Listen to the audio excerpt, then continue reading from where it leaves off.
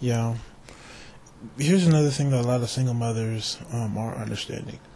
Now, I'm not focusing on single mothers who may have made a mistake in the past and have recognized their mistakes and understand that there was an error in judgment.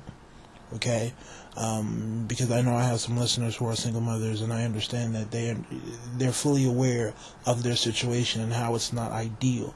So I have every reason to believe that that is something that they're going to help other black women understand.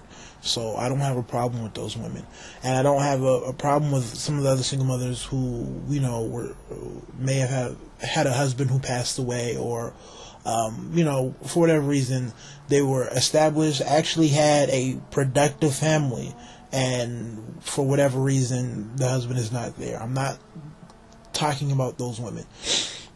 I'm talking about the women who are having planned pregnancy. So they're having planned children out of wedlock. Just in my life personally, I don't know if this is a trend, but I know at least about 5 or 6, maybe even 7, if I want to stretch it. But college educated black women who are quote unquote, supposed to be the examples, who are having children, no identifiable father to the child, right? No one knows who they are. Is it another student you went to school with? Is he on a different campus? No one knows. I know a couple of them are just random dudes from around the way. And these are women who are supposed to know better, but because it's been such a thing that's reinforced in the black community that it's okay to be a single mother, and that, it's even spreading to the world of quote unquote women who get it, the professional educated black woman. Okay? Now, here's the problem with their thinking. First of all, it's fun. It's cute to be the single mother. Everybody's going to support you, yada, yada, yada. But the second that hype is gone and you start to get older and your kids start to get older, and you start to think outside of the box in terms of the black woman engine, or just how limiting black culture is, once you start to think outside of that, what happens? Think about it. What happens? Well, this is what happens. You realize that, you need some stability. Your kids need more role models.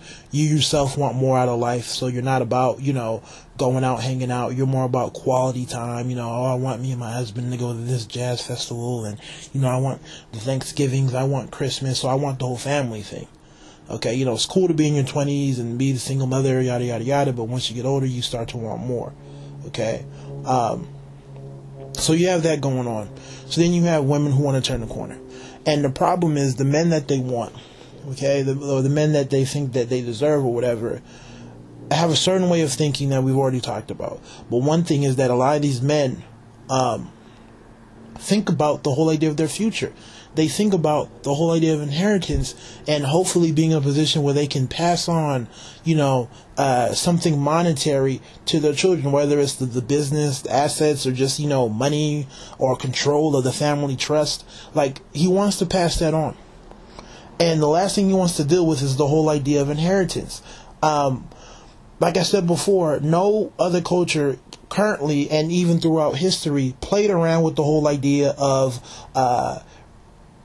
children and who's raising the children and who do these children belong to. Okay, no one flirted with that idea because of the whole idea of inheritance. Whose son is this? Whose last name does he have?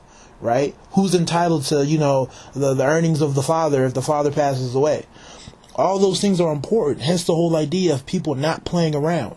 You dare not be a mother and have a son with no identifiable father. Why? Because no other man is going to say, hey, I'm going to one day give you my vast empire or everything that I've come up with. They're not going to do it. They're not going to do it, especially have their own children to worry about. Okay? What the women don't understand, and I'll break it down to you. Okay? Let's say a woman with a child ends up in a relationship with a man, okay, and they're like, I want to get married, yada, yada, yada. Now, let's say they have a child, okay, they had a child together, so she had a child previous to the marriage, and they had a child during their marriage. Now, who is entitled to what? Okay, let's say, the father has money, and he's definitely going to be able to pass some stuff on. So who is supposed to inherit what's going on? Okay, and is her son or her child, whoever, is that person entitled to the money? Is he entitled? Especially if you factor in he doesn't even share the last name of the father. So is he entitled to that money? Okay? Obviously, the son that they had together is. Okay? And let's say she had a child and he had a child from a different marriage coming in. Okay? Now, who's entitled to the money? Right? Obviously, it would be his child from the other marriage because that child has the last name. Pure and simple. Okay? Why should, her child be entitled to anything? Right? At the end of the day, that's not his seed. That's not his son or daughter. Okay? So why should she be entitled? And this is where, the women aren't thinking. As a man gets older and he's approaching his last days and the last chapters of his life and he's trying to hang out and have fun, does he really want to have to deal with who's going to get what? Kids feeling, hey, I should get this, I should get that. No. But that's the problem you have when you start this whole idea of men raising children or, taking in children that don't share their last name, that don't have any right to their inheritance. Am I good on time? Okay, I'm going to share a story with you guys. I have an older mentor, a black man. I used to tutor his daughter. Okay, and, we're pretty cool. And, he would pick my brain to see how I felt, and we would talk. How older black men kind of like to challenge you, figure out where you at. And, it was cool. I respected it. I understood what he was trying to do. We were talking about the whole idea of marriage and women and all this other stuff. And he recommended to me that, don't even get involved with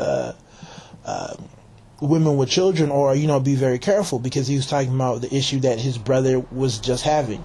Mind you, his brother's older, established, has a lot going on. And he was talking about how his marriage pretty much fell apart because they were going through the whole prenup process and all this other good stuff. And at the same time, he was going over his will and just going over the whole idea of who gets what, just to do it. And of course, she had kids from her different marriage, and there was a big issue in terms of her kids being written into the will. And he was like, no. I mean, yeah, I may break your children off something. I like them, I love them. But in terms of them being written into the will, in terms of them getting something, no, they're not my kids. Why should they be written in? Okay, why should they, inherit what I work for? And that caused a big rift in what was going on. And they ended up not getting married.